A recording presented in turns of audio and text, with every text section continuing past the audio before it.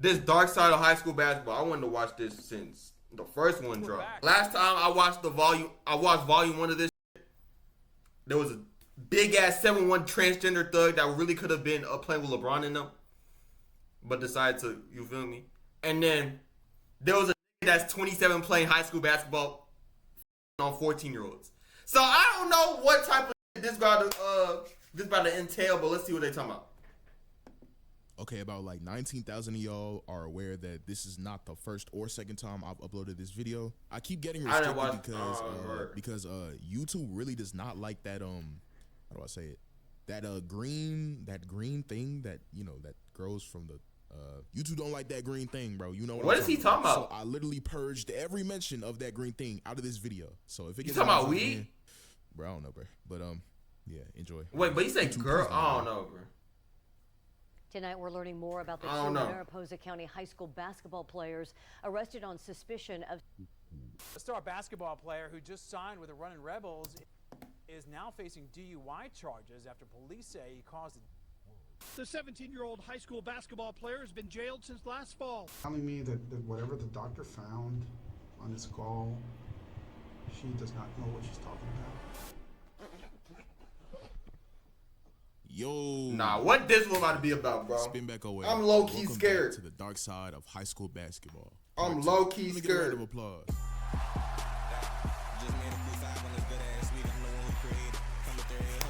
We made it. Before we start, I just want to take the time to thank all of y'all for all the subscriptions and the views that came from my last Nah, that first one was fire. Part 1, I was literally just trying. Part 1 was fire. I had no idea it would do anything close to what it did. I genuinely appreciate all the love, the positive feedback, the racism, and the... What? Bro, what? Constructive criticism. Yo, left for me. it was all black people, though. Here, but that's neither here or there. If you're new here, in the first part, I basically told 4 stories of highly touted high school basketball players who committed serious crimes which jeopardized their futures. I mean, I can't wait to see Mikey Who. Anywho, I got 4 more even crazier stories of the like just for y'all today. If you haven't watched part 1, please go watch. Wait, did he just say even crazier or it's gonna get dangerous? Serious crimes which jeopardize their futures. I mean, aside from the last story. But anywho, I got 4 more even crazier stories of the like just for y'all today. If you haven't watched part 1, thing is that when you transition, your muscles gonna be the same as the girls. So in most sports, being transgender, but being 7 foot, bro, that nigga, bro, that's what's strong at, bro. Bro, I'm gonna be on this game. That was big as hell. Go watch it before you watch this. Bro, I know you probably didn't see the other one. Bro, he literally grabbed a bike. Bro, there was a little ass kid he was chasing. He grabbed the bike, threw it out that little bro. I'm like, damn. What? As these stories are intended to. He could have been, bro. He could have been on the team with LeBron and them throwing dunking them hoes. Like, hey. Yeah, increasing. Like, just really be crazy how people think. And I'm picking up right where I left off. It's not a must, but it'd be very much appreciated. Thank y'all again. Without further ado, let's lock in. You sure that guy wasn't on some bro? He was just a big Dior. Nobody I will ever talk about in this series has a story quite as unique as Dior Johnson. Bro, Dior Johnson probably played at 12 different high schools, bro. No. That has transferred so much, it's not even crazy. Self-proclaimed him. It's not even funny how much he hated. Word, bro. One of the most polarizing high school basketball players we've seen. He is tough, though. Social media age, period. A Dior is tough. 80-pound point guard. Dior was another prospect in that insane 2022 class I talked about in the previous video that included current NBA rising stars like Brandon Miller, G.G. Jackson, and the Thompson twins, to name a few. For the majority of Dior's high school career, he sat comfortably at the top of the rankings, and as a freshman, he debuted as the 4th-ranked player in the entire class above names like Keontae George and Amari Bailey. Shout out Keontae, he from my state. Not only was he just genuinely an elite basketball player early on, he was the show. He had a lovable arrogance to him and that New York street ball flair to his game that made a lasting impression on fans. I think I started watching this video but then fell asleep. Hey, now you watching it with me, my boy. You know. And combined with that, Dior was just infamously kind of an asshole. He was very big on social media, which obviously isn't a bad thing on its own, but anybody who was there a couple years ago could attest to the fact that he kind of enjoyed being the center of attention. He started internet beef with other hoopers for literally no reason. He was always in some drama with some girl, and on the court, he was known for talking absolutely crazy. And I like trash talk, but it was clips like this that rubbed a lot of people the wrong way.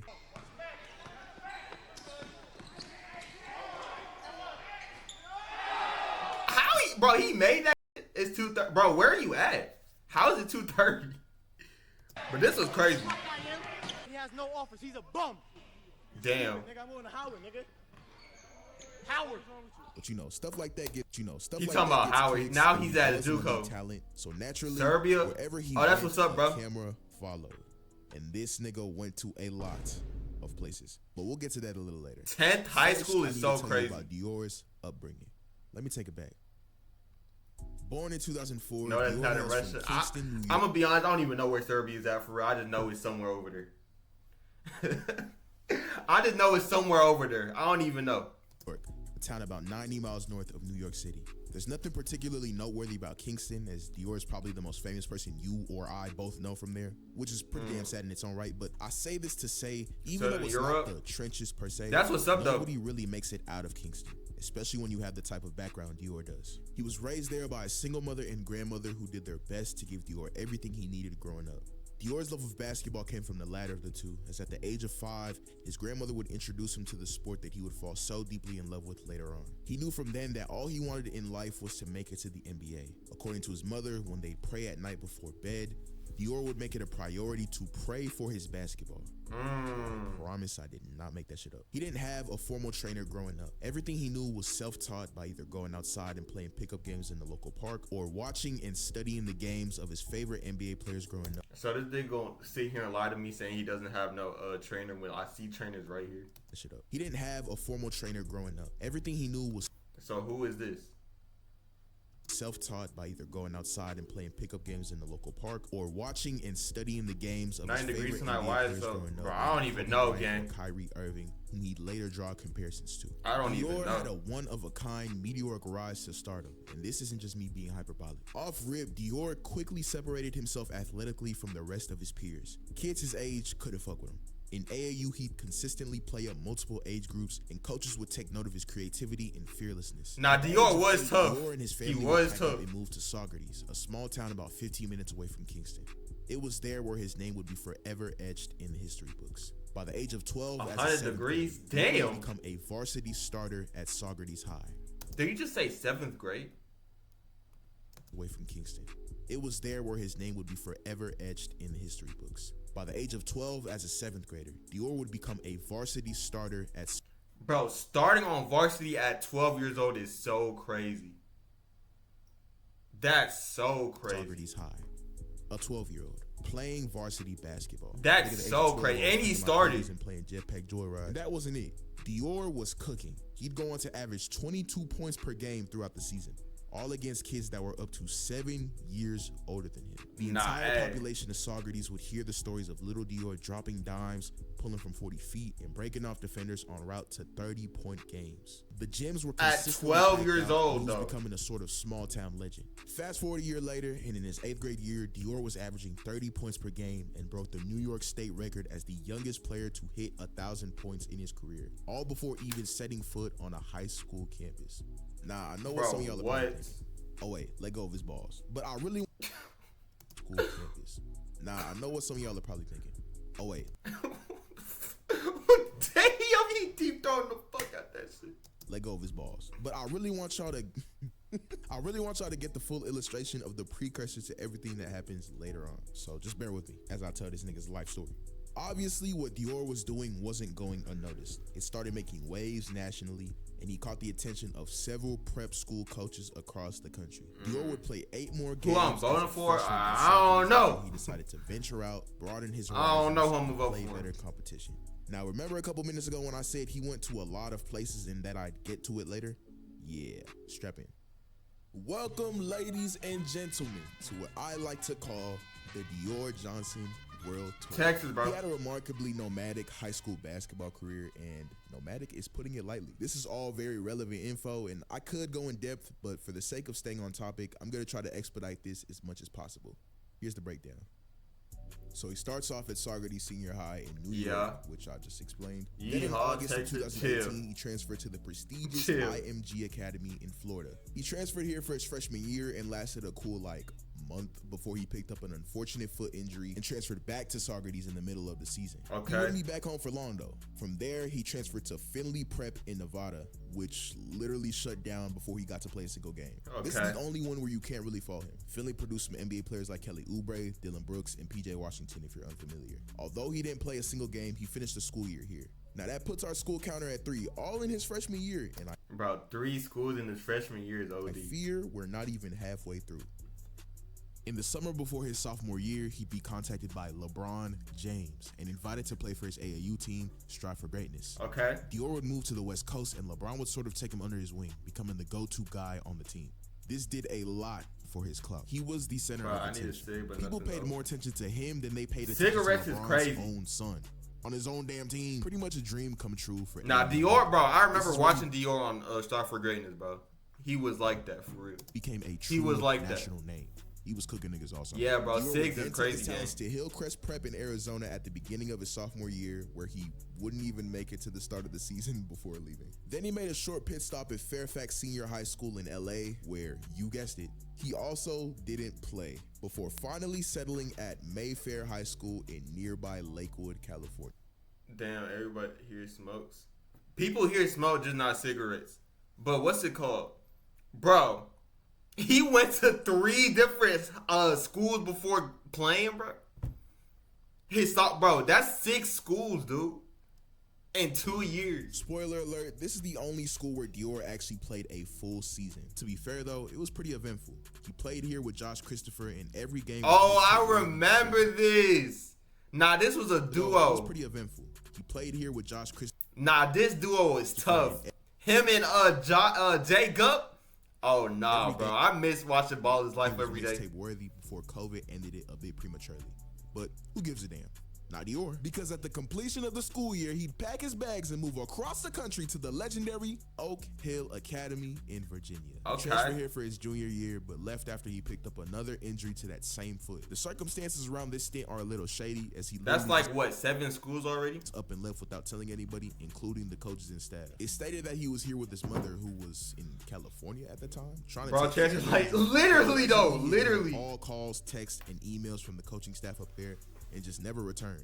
Weird. He would then enroll at Corona Centennial High School in California, aka Jared McCain High, where he'd actually play some games. This was still during the social distancing era right after COVID, so they didn't play a full-fledged schedule, but he was still able to get some work in. In 2021, for his senior year, he'd enroll at Prolific Prep, play half the season, and then finally, at the end of 2021, Southern California Academy. Bro, that's literally like 12, 13 schools, bro. Like, damn. Where he'd finish his high school career.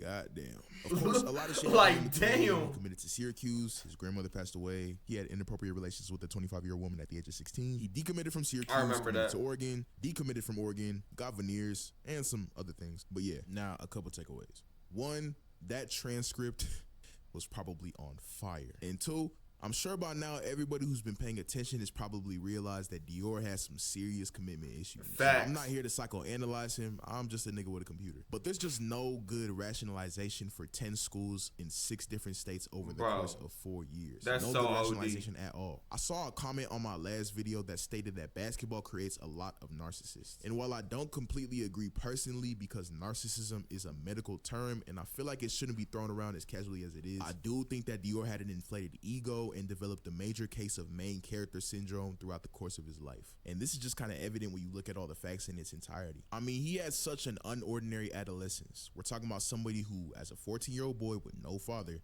achieve more than 99% of athletes in the same position are able to do in double the amount of time. Having the public eye on you, media publications, and hundreds of thousands of followers on social media through it all only added to it. So when you combine these conditions, having the status and clout that you do at such a young age, with no solid foundation to keep you in check, I don't think it's crazy to say that it can warp your perception of your place in life in relation to those around you. It's not crazy to think that those conditions can lead to someone abandoning ship at the slightest inconvenience. And it's not crazy to think that those conditions can turn you into an inconsolable dickhead of a human being who does shit like this. After 3 separate college decommitments, Dior finally found his way to the University of Pittsburgh, where as the 3rd highest rated recruit ever, he'd be looking to further his dream of becoming an NBA player as he so desperately desired. Being as highly touted as he was coming out of high school, he was fully expected to start from the get-go. The path to the league was crystal clear, without any obstructions or obstacles impeding him from doing what needed to be done. All he had to do was go hoop. You know, yeah. In early September 2022, Dior Johnson had been in his on-campus apartment at Pitt. With Dior was his girlfriend, who had just flown into Pittsburgh from California to spend some quality time with him. The events that followed would prove to be anything but quality, though. Police were called to his apartment located at the 3400 block of Forbes Avenue for reported spanning a 3-day period. Hold on, the 3400 I didn't see block of Forbes Avenue for reported assault spanning a 3-day period from the 5th to the 7th. The girl, who we're gonna call Ashley for the sake of the story, claimed that on the night of the 5th, Dior with quote full force. It's like, bro, why do y'all be fighting women, bro? It's like, bro, y'all be having the right path. Y'all about to make millions of dollars. Why is you being on women, bro? Like that should be frying me, dude. Force, leaving it red and puffy for getting him and his phone wet. He would then steal her phone and leave the apartment at around midnight, only he looked like he about to cry, to return at around 4 a.m. and give it back to her. The details only get grislier from here, so another trigger warning is in order. The next morning, on the 6th at around 8:30 a.m., an hour-long argument would ensue that escalated to something even worse. Johnson would allegedly strike Ashley in the head, arms, and stomach continuously. According to police, Ashley dialed 911, quote, in fear of her life, but he ran after her with scissors, took the phone, hung it up, and threw it across the room. Johnson was... Whoa. According to police, Ashley dialed 911, quote, in fear of her life, but he ran after her with scissors. Bro, what type of... Yo, gang. What possibly could she have done for you to go to this extent, though? Like, I'm trying to figure out what possibly she did. Took the phone. Bro, a grown-ass man running around you with scissors. Lock his ass up. Get up. Bro, that shit's dead. No. Johnson was then that shit's dead. Effectively smothering her and, quote, making it hard for her to breathe, according to the like, what possibly did she do, bro? Allegedly, to, quote, make himself, apparently in an attempt to make it seem like Ashley was the aggressor in the event that she was able to call the police. He then tried to call out of practice before leaving, which is when she was then able to leave as well. Included in the criminal complaint, there were pictures of her bruised body, including bruises on her arms, collarbone, shoulder, and chest. Golly, bro. Of her medical discharge report from the local hospital where she received treatment for the bruises and a concussion. Following a month-long investigation, Dior was arrested on October 7th, 2022, facing 5 total charges, including 2 felony charges of and 3 misdemeanor charges of unlawful restraint causing serious bodily injury, simple assault, and false imprisonment. Later that same day, Pitt would indefinitely suspend him. 8 days would pass when on October 20th, 3 of those 5 charges would be dropped in court as the victim testified remotely via Zoom. 1 charge of misdemeanor simple assault and the felony strangulation charge were upheld against him. Bro, he's so lucky, bro. How did he get away with this shit? How did he get away with this, bro? Now this is the part of the story where the young athlete with incredible motions, beast-ass lawyers do what they do best. On the 8th of December, Dior struck a plea deal with the prosecution and pleaded guilty to the misdemeanor charge of simple assault, resulting in a 1-year probation sentence with the conditions that he doesn't come in contact with the victim, he undergoes a mental health evaluation and necessary treatment, enters a batterer's intervention program, and pays his court costs. Gang. What type of Jew, bro? They have to be getting, bro. They have to be getting some Jewish judges, bro. Ain't no way he got away with this, and all he had to do is 1 year probation. What? Bro, he's so lucky, bro. Yep. Now, Pitt wasted no time reinstating Dior, as they would do so on the 28th of December. He let him what? So they let him back on the team. And he'd return to practice the same day. This was much to the dismay of, like, every woman on campus. See, the University of Pittsburgh had already been in pretty hot water with their student body after a recent unrelated incident of an on-campus had triggered massive protests, with students questioning whether or not the administration was truly taking the necessary initiative to protect them against these crimes. They didn't feel all that safe, so the decision to reinstate Dior, let alone him still being allowed to be enrolled at the school, understandably felt to them like a slap in the face. One Pitt student, and more importantly, a domestic violence survivor, was quoted saying, "I think that Pitt's decision to reinstate Dior Johnson sends a message to everyone at the university that his position on the team matters more than the woman he..." That's tough. That's crazy. However, a sort of belated... Bro, if I'm a girl and I just found out this nigga was running around with scissors chasing a bit and beating her on some Destroy Lonely, bro, I would be tight, bro. I would be pissed. Poetic justice came to them a year later when, under a new administration, it was determined that Dior wasn't allowed to be a student at the University of Pittsburgh any longer. The new administrators found that his that should have been done. The school's code of conduct. I don't know how the last administration couldn't come to the same conclusion, but anywho, Dior would meet with the coaching staff at Pitt, and they advised him that his best bet would be to play overseas or find a junior college and get back on the court as soon as possible. He would leave the school in August of 2023. Okay, to wrap this shit up, literally only one college was interested in Dior given his rap sheet, which was a little JUCO in bumfuck Texas named Clarendon College. As of today, Dior has just come off of a season where he averaged some crazy ass numbers, and he's right back in the mix for a move back to the Division I level. So in like typical American fashion, we all gonna just pretend this shit just never happened. Okay. Is that cool with everybody? Okay. Hey, look, bro. That nigga was making fun of old dude for having an offer from Howard. And now he's at a JUCO. Like, it's so crazy how life works. Update. Dior found a school. He landed somewhere. Does anybody want to take an educated guess as to where he landed? I don't know. I'll give you a second. I don't know. UCF. Wait, so he played with Mikey?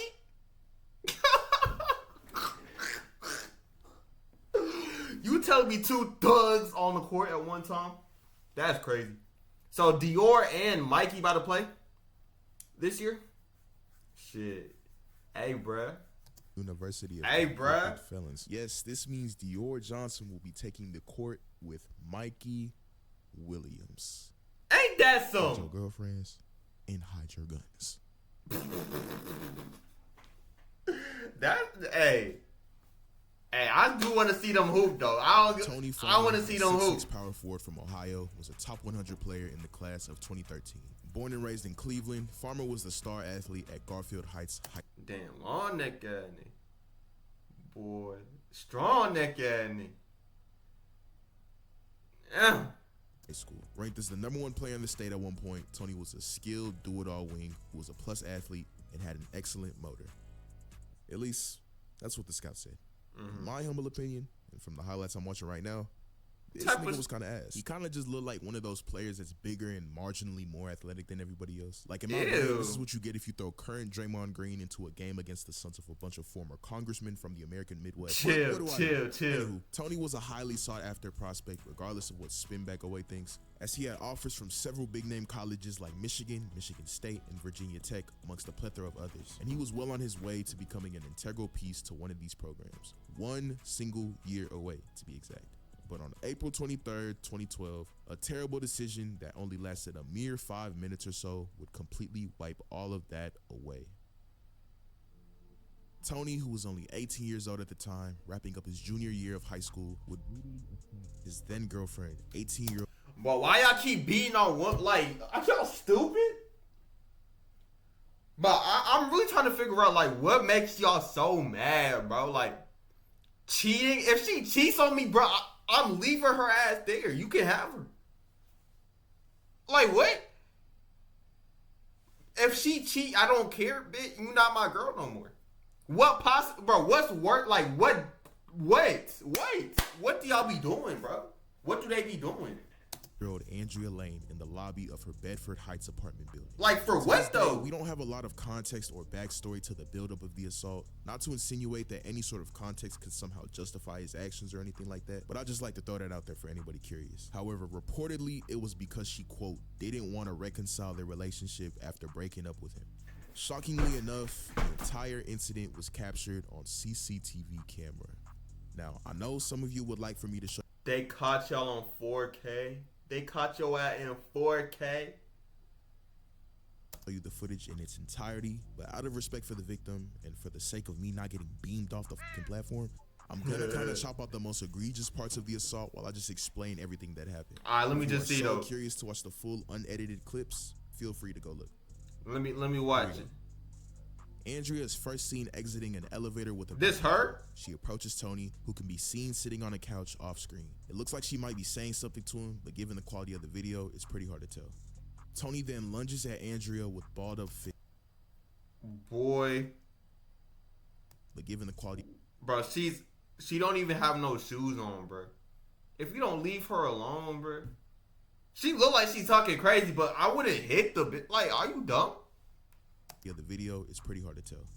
Tony then lunges at Andrea with balled up fists, which causes her to retreat out of fear, moving all the way back towards the elevator. Tony then stands over Andrea, looks to his right, which I assume was to see if anybody was there to watch. Then they exchange some words as he grabs the backpack Andrea has in her hands.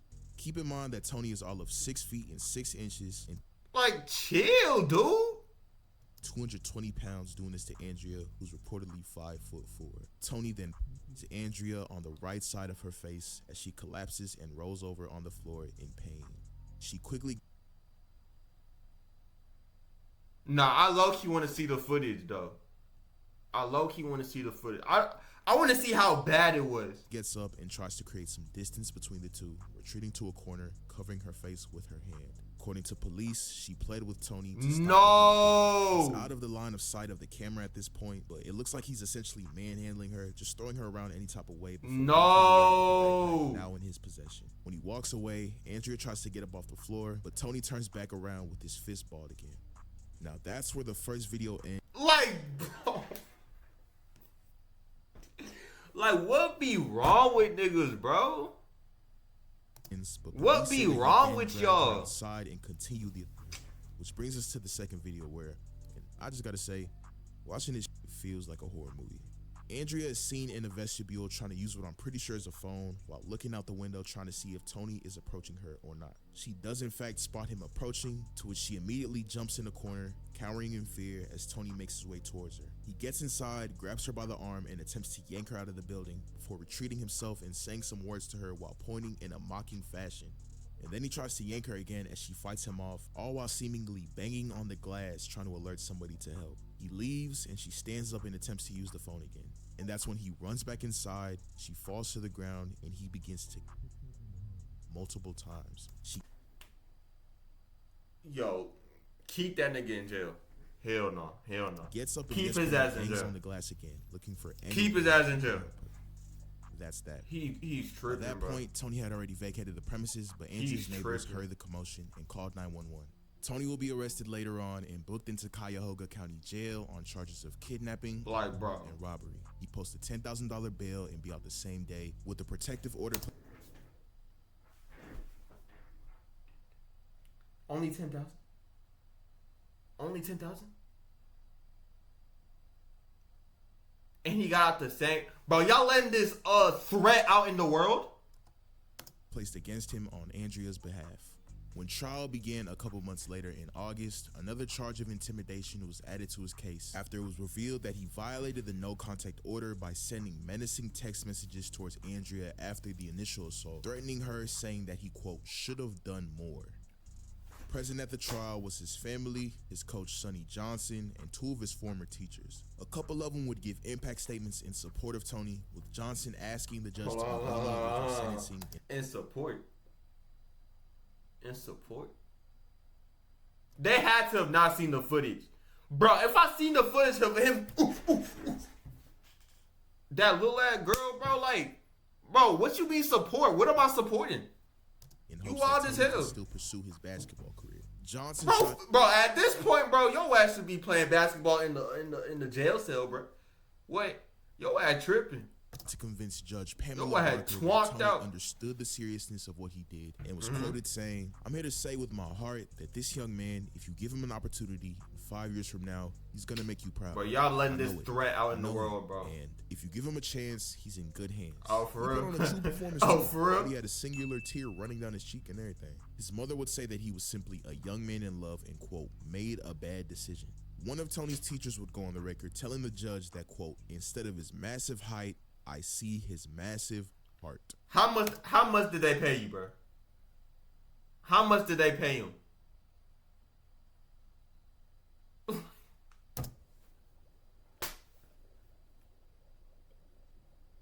The Bro, most shocking of the impact statements, however, came from the victim herself. Despite the terrible abuse she endured by his hands, she would take the stand and plead with the judge on behalf of Tony, stating, with tears in her eyes, that he doesn't belong in jail. Check it out. He really needs help. I don't think jail will give him that. I don't know what was wrong with him that day. bro, I and know she he looked was a good, bro. person. I hope he still is. I hope he learns from this. Now, I know that might look bad to some of y'all, but just check me out. Y'all's minds probably went to the, oh, she trying to secure the bag trope that we sometimes see. No, bro, she probably scared. She probably scared, And I ain't or mad at got you, paid. But I implore you to look at it objectively. Victims of domestic abuse, whether it be violence, sexual abuse, or financial or what have you, very commonly have a hard time detaching themselves from the relationship. An abusive relationship can create weird-ass emotional attachments that us All right, now he hit your ass again. Then what? Like, bro, y'all just be saying. fortunate folk will never truly understand. Feelings Y'all of just be guilt saying or a shit. distorted sense of loyalty and responsibility are often developed through manipulative tactics from the abuser. It's never just the physical act. If he was bold enough to beat on her the way he did in a semi-public, highly surveilled space, and then afterwards text her phone threatening her even further, then there's no telling what he did or said to her behind closed doors. Just think about it. Oh yeah, and she was a f***ing teenager. Am I bugging? Man, back to the story. Yeah. Judge Barker wasn't going for any of that. She would sentence Tony to 3 years for the kidnapping charge, 2 years for the assault, and 2 years for robbery. W judge. Grand total of 7 years in prison. Or at least that's what it should have been. Tony's sentences would run concurrently, which would mean he'd effectively serve for each charge at the same time, resulting in a measly 3-year sentence, which I'm sure we'd all agree is pretty light considering what he did. Light as You know hell. who didn't think it was light? Tony ass. Upon hearing the news, Tony Wait! would faint in the courtroom. Oh, this the bruh meme? Oh! This him? So you telling me, oh, nah. You telling me this is the guy? So you telling me the guy behind the bruh meme was beating on his girl and telling, bro, what? Yo, that's so crazy. And as some of y'all have probably already clocked minutes ago, yes, this is the moment that created the infamous bruh meme. The court orders that the defendant shall serve a term of 2 years on that count as well. What you cried? Bro, what? What's 9 plus 10? 21. Bruh. Spell BMW. E-E-W. Where do you hear the E? In the middle. You dumbass motherfucker. Bruh. Yeah, Yo, they turned his ass to a meme. That's what your ass get. them hoes didn't age that well. But it's honestly so fascinating that a meme that viral and that stupid could stem from something that dark. I didn't It's a even crazy know that. juxtaposition. Also, there's something hilarious about him hearing the amount of time he got and then looking at his lawyer in disbelief. I got 5 years? Yeah, nigga. And then feigning. Feigning is f***ing crazy. It's like, oh no, I can't beat the shit out of my girlfriend on camera and get away with it. The irony in Tony facing the consequences of his actions, acting like a joke of a human being, and then becoming forever immortalized as a joke. Bro, I didn't even know this was him. I digress. It actually gets worse from here. What you mean it get worse? How? How? The conditions given to Tony during the sentencing was that his sentence would be reviewed after 180 days served for a potential early release, provided that he could showcase some growth as a human being, show some maturity and remorse for what he did. Obviously, that's not what ended up happening. In a weird twist to this case, it was found that Tony had been writing a series of inappropriate letters to an unnamed 17-year-old girl at Garfield Heights High School. Maybe. Like, bro, hold on. Like, dude. Maybe that wouldn't have been the weirdest thing in the world on its own, but it gets so much weirder. For one, she wasn't the direct recipient of those freaky ass letters. Remember Tony's coach that gave the teary-eyed plea at his sentencing? Yeah. He took it upon himself to become a sort of mailman who made sure those freaky letters made it to their destination. For some odd reason, unbeknownst to the rest of humanity, Tony would write the letters, send them to Coach Johnson's address, and from there, Coach Johnson would secretly give it to this unnamed 17-year-old girl during school. Sonny. Bro, I knew there was something wrong with his freak bald ass. He kind of look like Anthony Carter a little bit. Bro, like, I already knew it, bro. Why was you defending a woman beater and then doing stuff like this? Hey Johnson, please come to the front. You mean to tell me you was playing wingman for 2, my nigga? All of this came to light while investigating Tony's behavior during his sentence. At the hearing, a letter written by the girl's mother would reveal a plethora of things to Judge Barker. When she initially found out about the letters her daughter had been receiving, she went straight to the superintendent and demanded a meeting to get to the bottom of it. During the meeting, she dropped a bombshell that, quote, Tony had on school grounds while he was 18 and she was still a minor. And her daughter, quote, let it be known on the record that Tony had been for some time. The mother also told the judge that, quote, my daughter also informed the superintendent that she told. Now, low key, wait, is 18 and 17 crazy if they born in the same year though? I mean, that's still a mind. That's still weird to be honest though. I wouldn't. But I'm just asking, is that like, oh, that's not OD though. Only if they was born the same year and he was messing with her before. Like you get what I'm saying? Don't cancel me, bro. Do you hear what I'm saying, bro? Y'all hear what I'm saying though? Hopefully that makes sense. But me personally, I wouldn't do that. After this revelation, the local news interviewed Coach Johnson. They would ask, the mother is quite upset with you. Can you understand why she's upset? Johnson responded, I don't know nothing. I mean, you got to talk to the superintendent. Seriously, really talk to them. Okay, bro. When they reached out to the superintendent, he issued a statement that read in part, any incidents of student misconduct brought to our attention, including the matter you've asked about, are immediately investigated and properly addressed in accordance to the board policy and federal and state laws. Just blabbering. I don't even know what he's talking about. Police Department and Child and Family Services. Basically some corporate PR bullshit, but y'all know how that goes. Most importantly, though, when they requested Coach Johnson's personnel file, it was revealed that after a school district internal investigation, Superintendent Terrence Olszewski noted. Bro, look at this smile and tell me this is not one freaky ass nigga. You cannot, bro, this whole school needs to be destroyed. Boy, what? Notified Johnson that his mailman stunt was potentially grounds for termination, but ultimately decided that instead, he'd be suspended for a staggering 3 days without pay. What I tell you, bro, yeah, I've seen his face, the way he smiled. To a written I already knew what type of person he was. Bro, this is a freaky ass mail school. At your home for our students is inappropriate and outside the standard of care. Our staff members are not the U.S. mail. Excellent observation, Mr. Olszewski. Now, according to a police report filed after the superintendent notified police about the complaint regarding Farmer's treatment of a 17-year-old girl, the mother wished no police actions for the assaults that took place while in school. However, in her letter to the judge, she asked her to consider her daughter's experience while deciding whether or not Tony was granted his early release. So yeah, pretty fucking weird, but I'll let y'all be the judge on that one. Back to the main story. Yeah, so Judge Barker said hell no. Tony would serve his time at the Grafton Correctional Judge. She not going for none of that buzz. Judge Institution and get out in 2015. 3 long years in the slammer is just what a young man like him needed to get back on the right path. And it seemed like it worked. Upon release, Tony would go on a bit of a PR tour. He'd go to multiple schools across the country and speak to kids, students, and young athletes alike about violence against women, using his personal experience as an example of the potential consequences and how it can affect everybody involved. At least he changed his life around. Saying, honestly, it's pretty simple. Before any action, just really sit down and think. Think before you act.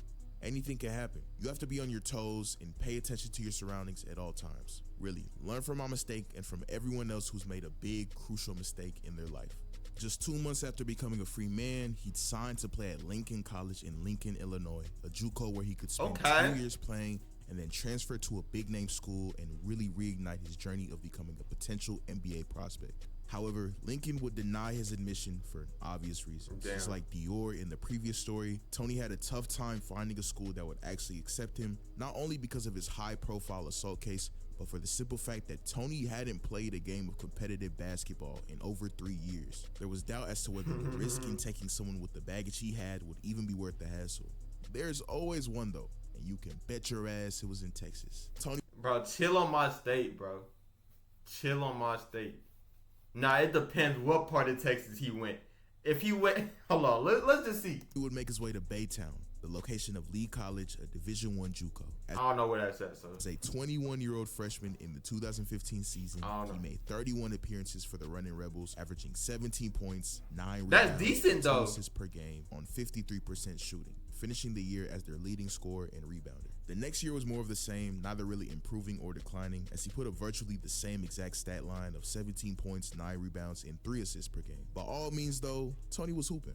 He might have had a little too much dip on his chip, though, because after the completion of the 2017 to 2018 season, he declared for the 2017 NBA draft. What? Did he really think he was going to get drafted? Jack, don't. Oh, Jack. No way he really thought he was going to get drafted. Jack, stop laughing, man. Allow me to put it into perspective for y'all.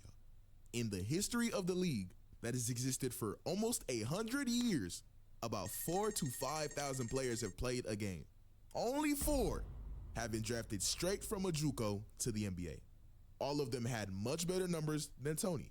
And I can guarantee you, none of them pow-powed their girlfriend. Or at least as far as we know. You never know with these niggas. Bro. Needless to say, like, what did he think?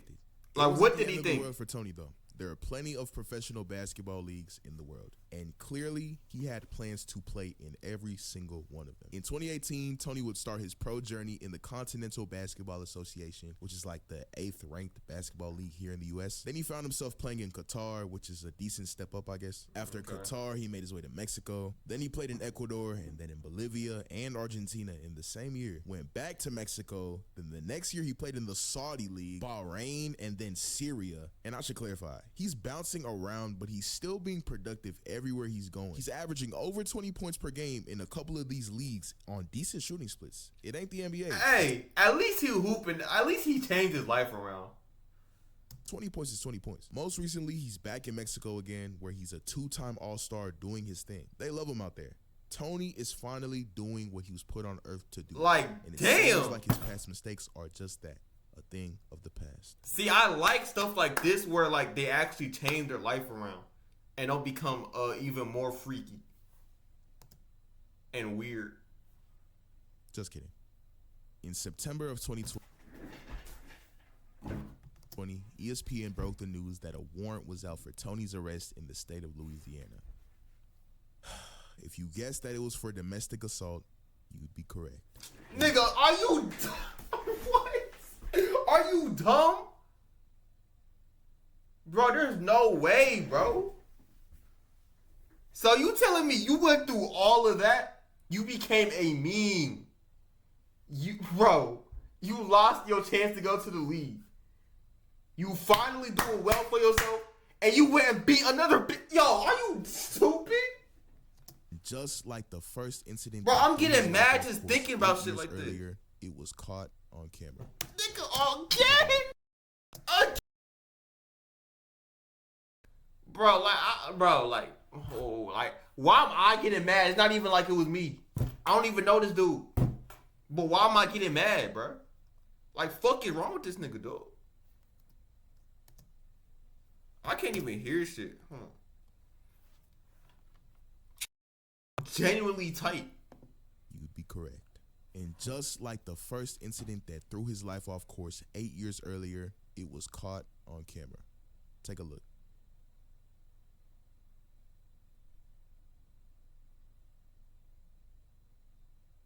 Like, bro.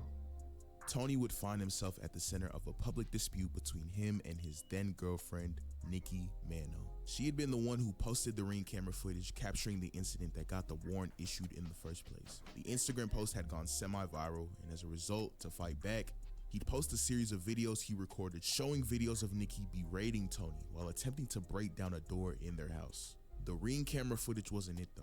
She would also post multiple pictures of herself with bruises, blackened eyes, and claiming that the wasn't just limited to that one night. It was an absolute shit show. Tony would do an interview with this guy, and no, I'm not controlling. Tony would do an interview with Spoken Reasons a couple days after, where he would deny every claim of abuse that Nikki made. He would tell his own version of events, claiming that the injuries in the pictures she posted came from another ex, not him. During the interview, when asked about the Ring camera footage and why he was dragging Nikki by her neck, he said this. She chased me out the house with a bleach bottle. She's hitting me. She's throwing bleach all over me and my clothes. I tried to turn around and grab her by her waist.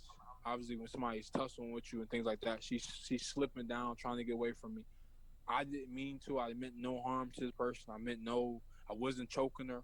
My left hand ended up around her neck to pull her back into the house. Just a fact, like I'm a big guy. My hand is big. If I choke somebody, I don't think, my personal opinion, I don't think you able to scream the way she did. So Cause he got experience with this freak, bro.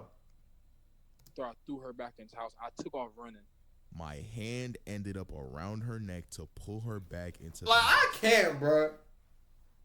I just can't. Okay, nigga. Surprisingly, nothing came out of that warrant though, as far as I can see, as Tony didn't go back to jail and he's still currently playing basketball in Mexico as we speak. So maybe the abuse wasn't one-sided. Clearly, this was a toxic relationship. I don't doubt that, but this is the fact of the matter. When you have the past that someone like Tony does, you aren't afforded the benefit of the doubt in situations like these. The entire world has seen you put your hands on a woman unprovoked. So any claim otherwise would be pretty hard to believe, no? And then you gotta ask yourself, how do I keep getting myself in these situations? Bro, like you just did time for this shit. Travel across the country to speak against domestic violence, using your personal experience as a cautionary tale, and talked about how much you've grown. And then do it again? Put your hands around this woman's neck. How much growth was really done? Hey, bro. Bro, we barely halfway. Zayon Collins was a 6'1" point guard from Las Vegas, Nevada. Ranked as the 42nd best player in the class of 2021, he attended the ever so prestigious Bishop Gorman High School, arguably the best private school in the country, in terms of athletics at least. A 4-star, Zayon was known for being one of the quickest and most intelligent players in his class. I remember him kind of being like a bootleg Sharif Cooper. Zayon won the state championship with the Bishop Gorman every year he played with them, with the exception of his senior year due to COVID. Outside of school, he played travel ball with Vegas Elite, where he'd hoop alongside the likes of Jalen Green and Josh Christopher. He was a class below those guys I just mentioned, but that's a testament to just how much trust his coaches had in him, and how much they loved what he brought to their team as a lead guard. He always seemed composed and in control, and that high praise extended off the court as well. The Vegas Elite program director Brian Sitter was quoted saying, "It's hard to put into words, but it was this definite charm, charisma that he had, where it's like you could never be mad at the kid. He brought people together. You wanted to be around him. You wanted to hang with him. Whatever that word is, he definitely had it." Glazing his ass off. Couldn't be mad at the kid? I wonder why one would be inclined to get mad at Zayon. What was he doing to make his coaches mad? We'll get to that in a second. Zion was a highly sought-after prospect in that 2021 class. That nigga look like he could hoop. Powerhouses like Baylor, Gonzaga, Arizona, and USC. Even with those huge offers on the table and several more to choose from, he decided to stay put and become the hometown hero, signing with the UNLV Rebels in August of 2020. Coaches and staff at UNLV expected Zion to come in immediately and spearhead a return to former glory under new coach TJ Otzelberger. Despite all that, the older Zion got and the more he progressed through high school, it seemed like he sort of became nonchalant and unconcerned with hoops. Multiple people close to the program said he was often late for practices, kind of just operating on his own time. Now, I'm not going to sit here and try to convince y'all that being late to a basketball practice as an upperclassman is some big bad thing, but the thing with Zion is that he was rarely held accountable for his punctuality or lack thereof. Again, in most circumstances, this is a non-issue. Things like that are just liberties extended to the biggest and best players. You can't just let them do what the fuck they want because you can't afford to lose them. Those bad habits and the subsequent lack of accountability that came afterward were direct indicators of what would happen next. Zion was notably a reckless driver.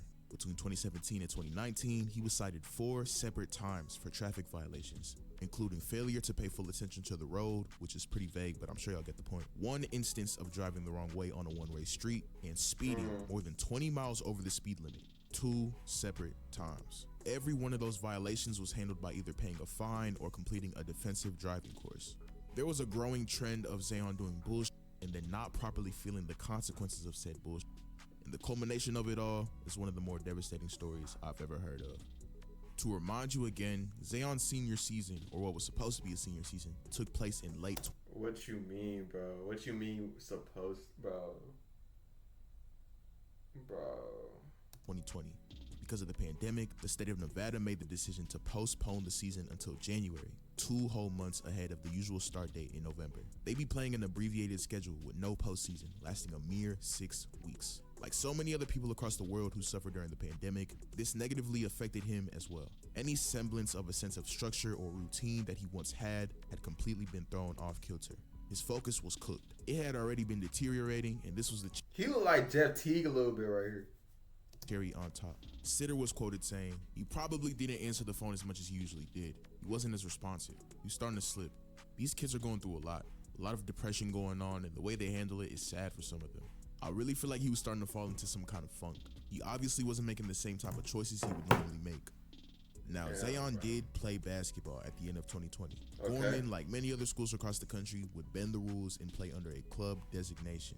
That means instead of playing standard organized games under the school name, they'd play glorified scrimmages under a sort of alias, wearing jerseys not issued by the school. For example, Sierra Canyon became California Basketball Club. Coronado became Air Nado, so on and so forth. Zion would play one event with Gorman in October, and then in December he played with the Las Vegas Pilots, a makeshift team made of some of his Gorman teammates mixed in with some other kids from around the Vegas area. Okay, now the incident. Now what happened, bro? On the afternoon of Thursday, December 30th, 19-year-old Zion, driving his 2016 Dodge Challenger, found himself running late for a scheduled practice with the Pilots. He was speeding down Fort Apache Road, a residential street in suburban Vegas, he's pushing 88 miles per hour in a 35 mile per hour zone when he struck. Wait, hold on. In suburban Vegas, going 88 miles per hour in a 35 mile per hour. Bro, 88. Yo! How late was you, gang? I promise you. It's not that deep. Bro, 88 to 35 is insane. Hour zone when he struck a white 2016 Hyundai Accent that was attempting to make a left turn. Upon impact, the Accent went airborne, flying across the intersection, and eventually ending up pinned against the bricks of a perimeter wall nearby. Both cars were not only totaled, but mangled. Jesus! Golly! Bro, what the... Yo. Beyond recognition. Zion miraculously survived the crash with how he survived? Minor injury. Bro, that's not even a car no more. That's just a bunch of metal. Yo, gang. For some reason. But the driver of the Hyundai, 52-year-old Eric Echevarria, sadly would not be as fortunate.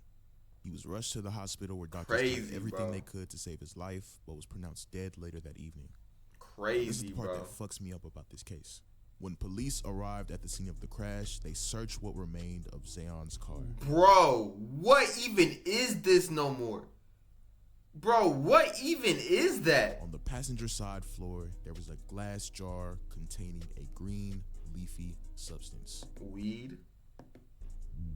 Upon the discovery of the jar, police took a closer look at Zayon and noticed he had glassy, bloodshot eyes.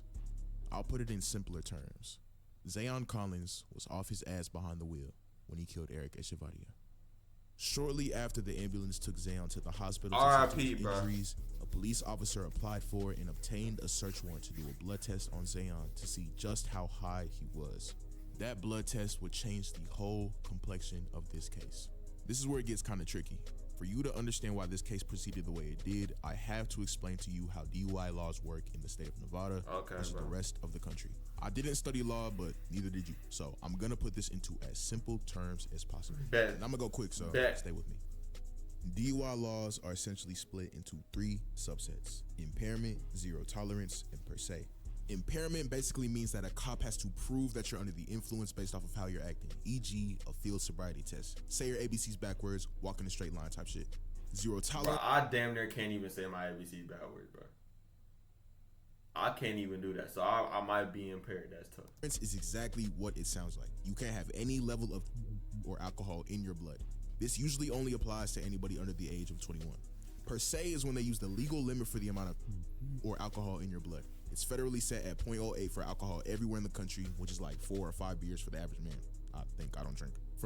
However, it varies from state to state. This is where the problem arises in the case of Zayon. Prosecutors elected to hit him with a felony charge of DUI causing a death on the basis of per se, in addition to felony reckless driving. The blood test came back that he tested 3 nanograms of. The legal limit in Nevada is 2. We will revisit this later. Wait, Zayon, how much? How much did he? The legal limit. The blood test came back that he tested 3 nanograms of. The legal limit in Nevada is 2. Damn. We will revisit this later. Zayon faced up to 25 years in prison on these charges, and UNLV subsequently dropped him a week later.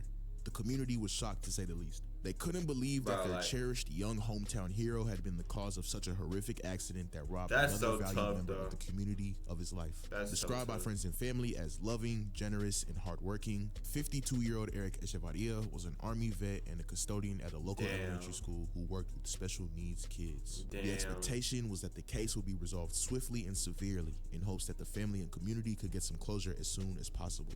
What took place instead was what a lot felt like was a severe miscarriage of justice. The Echevarria family ain't have a chance from the jump.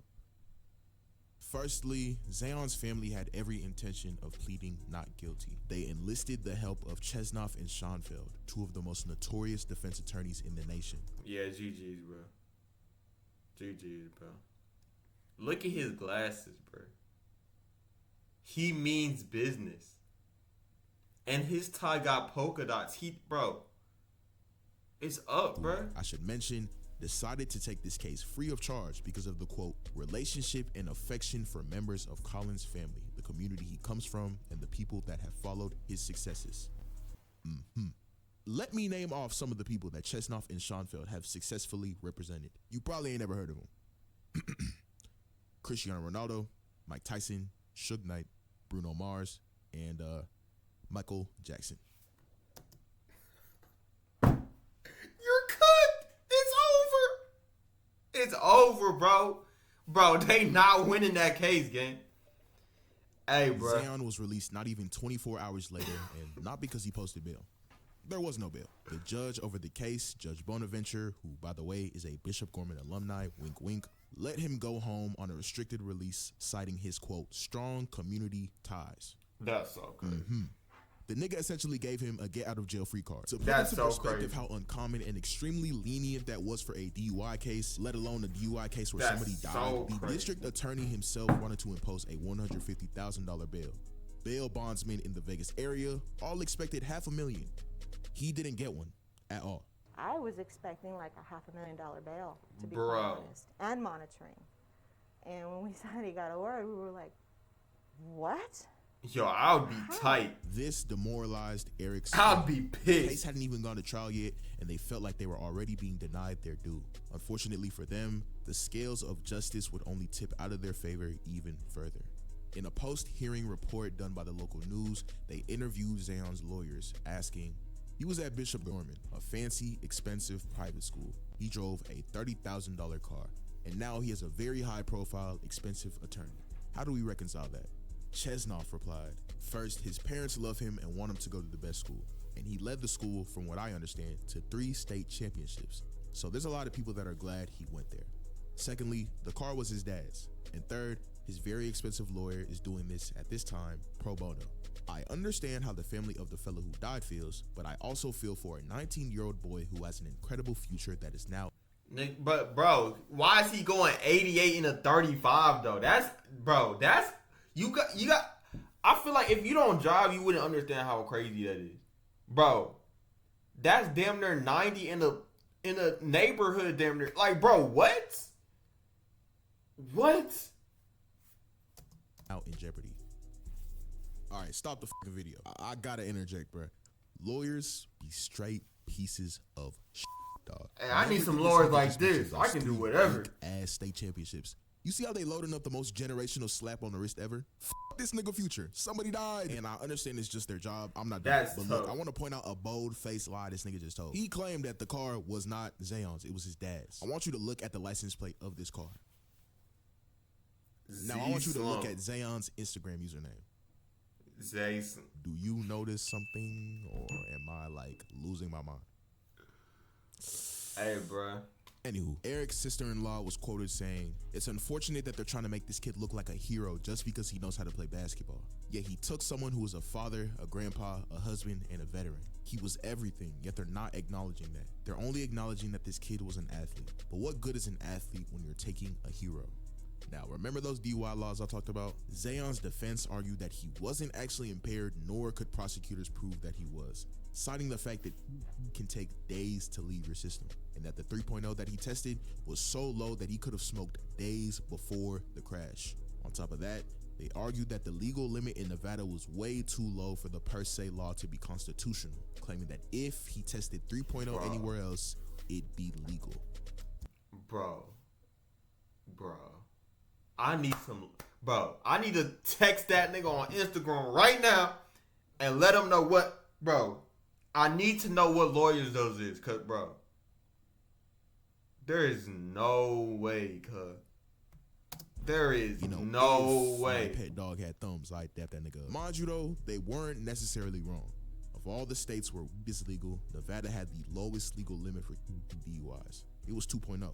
For reference, it's 5.0 literally everywhere else. Luckily for Zayon in his defense, the judge was in no rush at all to sentence him, as trial would drag on over the course of 3 whole years. So they had ample time to find any crease or inconsistency in the law to make sure he got off scot-free.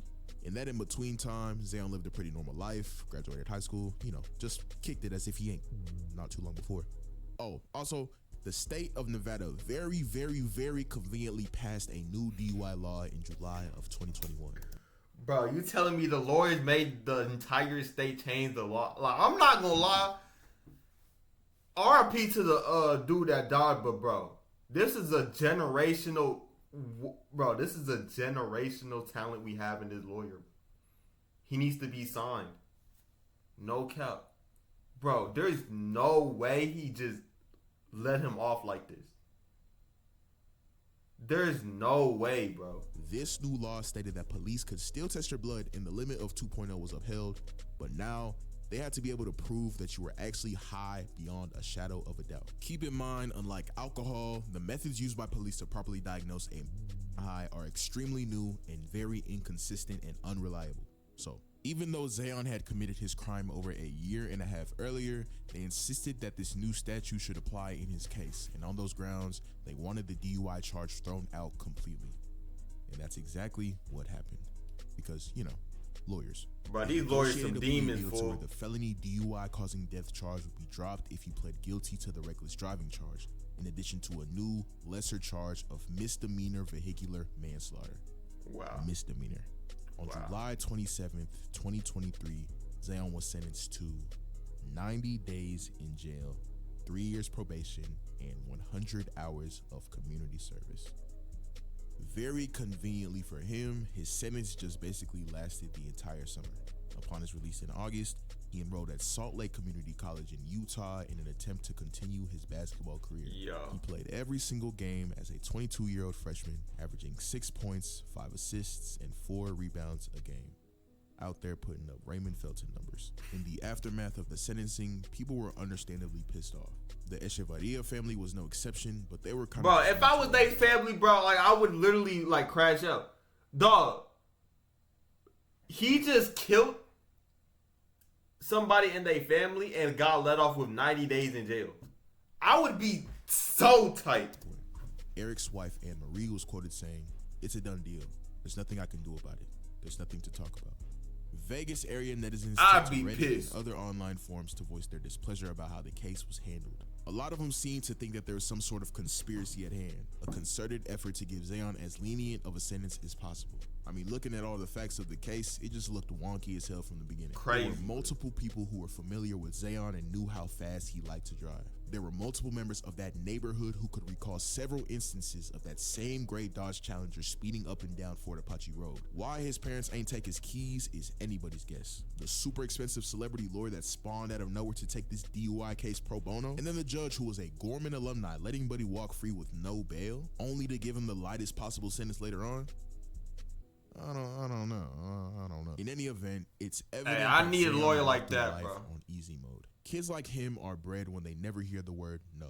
There's an even greater conversation to be had about the people in place who protected him and enabled this behavior. Crazy, bro. I'd like to give an introspective closing statement to this story, talking about the unfair advantages offered to people of higher socioeconomic status. What is he talking about? I don't think I can afford it. Like, what are you talking about, bro?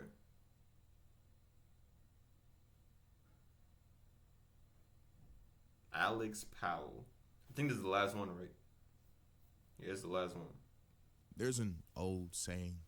I don't know where it comes from. I think the Boondocks or some shit. You can take a man out the streets, but you can't take the streets out the man. Now, without me giving any more context to that quote, let's get into the story. Okay, let's see. I'll try to make sense of it in the end.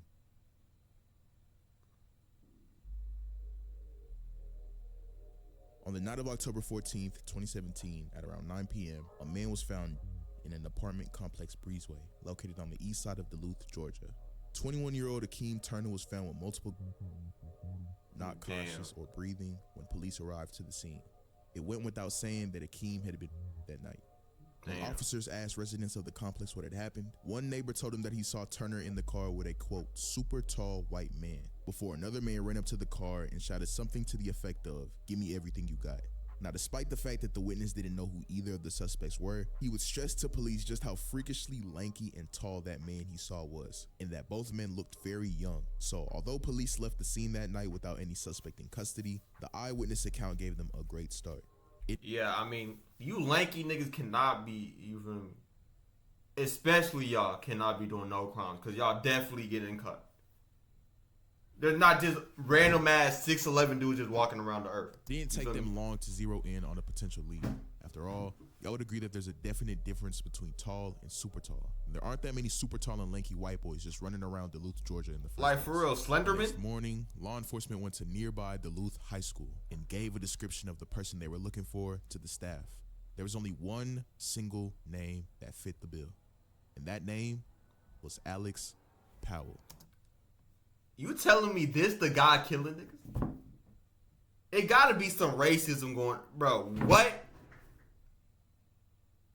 Bro, he looked like a good kid, bro. Alex Powell was born on October 6th, 2000. He himself was 7 feet tall and stood head and shoulders above all of his peers for the majority of his adolescent years. But it wasn't just a case of a kid hitting the genetic lottery or anything like that. In every sense of the word, it ran in his blood. He came from a family of giants. Alex's mother, Barbara, was 6'7", and his sister, Katie. Dang! Y'all don't need that height. Let me have some. I probably would have been with LeBron them. What? It didn't stop with his immediate family though, as at 7 feet tall, he wasn't even the tallest person in his family tree. His aunt was also 6'7" and had 2 kids that would end up being 6'9" and 7'2". What Alex and his extended family all had in common, aside from all being built like beanstalks, was the fact that they were all hoopers. Barbara was a big-time player at the University of Georgia. Her ass look like Larry Bird. Played overseas and became a local coach and successful businesswoman over years. Katie recently played at UNLV for 4 years. His cousin Nancy had an extremely successful college basketball career, briefly played in the W, and now coaches at Texas A&M. The family was very involved and respected in the community. Everybody in Duluth knew of Coach Powell, notably how personable she was with kids and how much time she dedicated to youth development in the area. Given the big basketball background that the Powell family had, naturally, basketball was in the cards for Alex as well. He was a varsity starter at his hometown Duluth High School, a 3-star prospect in the class of 2019 with D1 offers from Florida Gulf Coast, Winthrop, and North Florida University. After his sophomore season, he garnered a lot of interest from prep school coaches across the country, and as a result, he'd make the decision to transfer to York Preparatory, located in South Carolina. Could have been Chet Holmgren, bro. Could have been another Chet Holmgren. How do we go from all that, being a promising, budding prospect from a Bro, he looks like a good-ass kid, bro. respected family in suburban Georgia, to being a prime suspect in a case? After detectives were given the information they were looking for, they made their way to the Powell residence, but they did not arrest Alex that day. In fact, they didn't even speak to him. They spoke to his mother, giving her the rundown on how they had reason to believe her son was connected to a homicide. Now, obviously, like most parents would, she couldn't believe the shit that they were telling her. But the facts I wouldn't even believe it to be a simple mix-up or coincidence. They didn't have a warrant, so they left their information with Barbara in the event that Alex wanted to tell him what he knew. As you can imagine, the Powell family immediately lawyered up. There was no mistaking it. 17-year-old Alex Powell was the boy that witness saw in that car a couple nights earlier. He would turn himself in for questioning, accompanied by his lawyer. They offered to give a full and honest confession as to what went down the night Akeem was killed, but on one major condition. Alex could not under any circumstance be tried for. The DA agreed, and Alex proceeded to confess. In the confession, he would give detectives the name of the shooter, 16-year-old Victor Elijah Sherman. Bro, he ratted on his entire crew. He just looked like a demon too. Look at him. He just looked like he just looked like he's shooting niggas. And explained the events that led up to that fateful night. It goes like this. Earlier that day on October 14th, Alex was at the local LA Fitness, a spot where he and his friends frequently went to play basketball. It was there where he was approached by another man only referred to in records as DJ, who, I should mention, has never been charged with this crime, citing a lack of evidence. DJ indicated to Alex that he wanted to go, quote, hit a lick, and they singled out Akeem Turner as their intended target. See, Akeem was known in the area as the neighborhood plug. The thought was that he carried large amounts of cash on him, and Alex and DJ had every intention to take what he had. They would enlist the help of Victor, who I previously mentioned, as he was known to possess a gun. Now, I don't know if these niggas thought that they were the Avengers or Suicide Squad or something. But anyway, at some point later, he contacted Akeem, telling him to meet up so he could purchase. Alex would go into a lab. Oh, so he was the mastermind behind all this shit. He was the hit maker type shit. That they had agreed to meet at this location, the apartment complex, which investigators found out seemed to be a place Akeem commonly used to conduct his drug activity. So with all three of their wits combined, DJ, Alex, and Victor, they devised a robbery plan that went something like this. Alex would act as the setup guy. He would hop in the passenger side of Akeem's car to exchange the money for the. He would then pretend that he forgot the money for the and then yank the keys out of the ignition, effectively immobilizing Akeem. After yanking out the keys, Alex would run out the car, which would then give way for Victor to run up on the driver's side and stick him up with the gun, demanding whatever he had. Obviously, that's not how it went down. Wait, I'm so confused. Wait, what you mean yank the key? Wait, hold on. Let's actually process what really went on. Plan that went something like this. Alex would act as the setup guy. He would hop in the passenger side of Akeem's car to exchange the money for the. So he in the car, okay. He would then pretend that he forgot the money for the and then yank the keys out of the ignition, effectively immobilizing Akeem. After yanking out the keys, Alex would run out the car, which would then give way for Victor to run up on the driver's side and stick him up with the gun, demanding whatever he had. Obviously, that's not how it went down. Duh, obviously it wasn't gonna go like that. According to their plan until it actually came time for Alex to take the keys out of the ignition. As he sat in the passenger side of the car, Akeem was distracted as he measured out the amount of Alex intended to buy. When he went to pull the keys out, it was apparently much more difficult than he anticipated. Bro, you tell me he was in there. Damn, Why did not come in? Bro, imagine his face, right? Bro, he probably like, what the he probably like, what's he doing? Akeem realized what was going on and began to fight Alex to get his key back. Alex would escape the car in one piece, but not before getting his hoodie caught in the door on the way out. I thought he was really in a Minecraft hoodie. I would have said to ditch on the scene. Dumbass. Sadly, Akeem wasn't able to get his key back, and he would meet his untimely end moments later. Damn. A warrant was filed on October 25th, and Alex was formally arrested 5 days later on the 30th on charges of felony aggravated assault and armed robbery on a $500,000 bond. He would only actually spend a couple of months in jail pre-trial, as on January 22nd, 2018, his bond would be cut in half, reduced to $250,000. His mother, Barbara, would plead with the judge to give him the opportunity to finish school, saying that the initial bond of $500,000 was just too expensive to pay. We think it's important. I mean, you did help murder a nigga. Waiting on his trial to get his high school diploma. I am willing to put up my house for Alex. It's not worth $500,000. It's worth about half of that. I believe that he's gonna do what he needs to do while he's out. The victim's family obviously did not like this at all. They couldn't understand why someone who, in their eyes, was a cold-blooded who committed a premeditated crime would be given the opportunity to walk free amongst everyone else while their loved one was gone. You wild as hell. Akeem's sister was quoted saying, "It seems like I'm in a nightmare." Are we talking about the same person? Do you understand what's actually happening to me, to other people? And you just want him back in school. You want him safe. His mother Tony went as far as to saying that she believed that he was probably safer in jail than free, for the simple fact that Alex snitched. There was no telling what could happen to him if he was released. Luckily for him, though, his family was able to pay the $250,000 bond, and he was placed on house arrest. He would spend every single hour of every day in his home until time came for sentencing. The gunman wouldn't be nearly as fortunate. 16-year-old Victor Elijah Sherman, although being a juvenile at the time of the murder, would be tried as an adult, as he should. Victor's role in the botched robbery wasn't as clear-cut as it would seem. As it turned out, when Alex escaped from the car on foot and Victor jumped out to stick up Akeem entered fight or flight mode. You'd best believe he fought for his life. Basically, the much older Akeem whooped 16-year-old Victor's little ass, ripping his clothes and taking off one of Victor's shoes in the process. But sadly, not too many men can fight off a gun, as we all know how the story ends. Damn, bro. That's so tough. Ended that night. But in a way, Akeem helped solve his own. That singular shoe, in addition to the hoodie that Alex left behind, would be used as physical evidence in bringing both boys to justice. His bravery in that moment to fight for his life ultimately provided the crucial evidence needed to ensure that his attackers were held accountable. Victor would not be granted bond and would be sentenced to 20 years in prison with 10 years of probation to be served after. Now, before I wrap this story up, I want to double back to the whole thing about Alex's mom wanting him to finish school. According to school officials, Alex had dropped out of Duluth High School in 2016. Now, I'd like to point out that there's a clear distinction between dropping out and transferring. While conducting my research for this entry, I read this and thought it was just like a poor choice of words. But then I thought about it. This crime took place in the middle of the fall, October.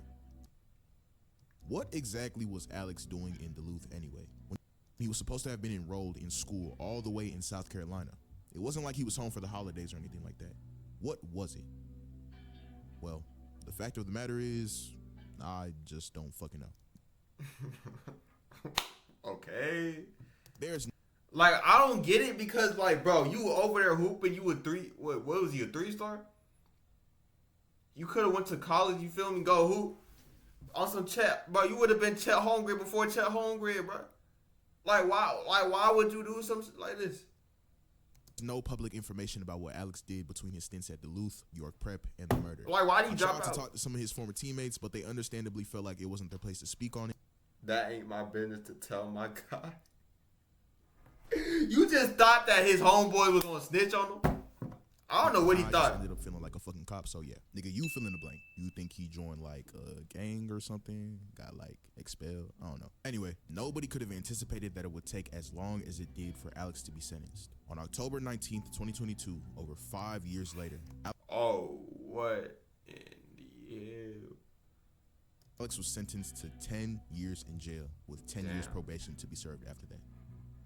We all know he's not serving that full shit. Oh, man.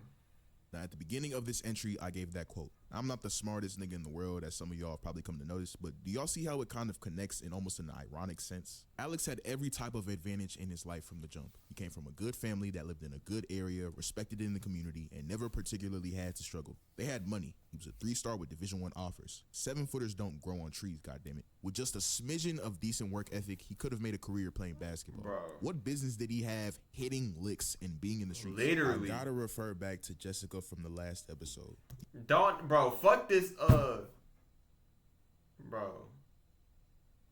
This is a different specimen.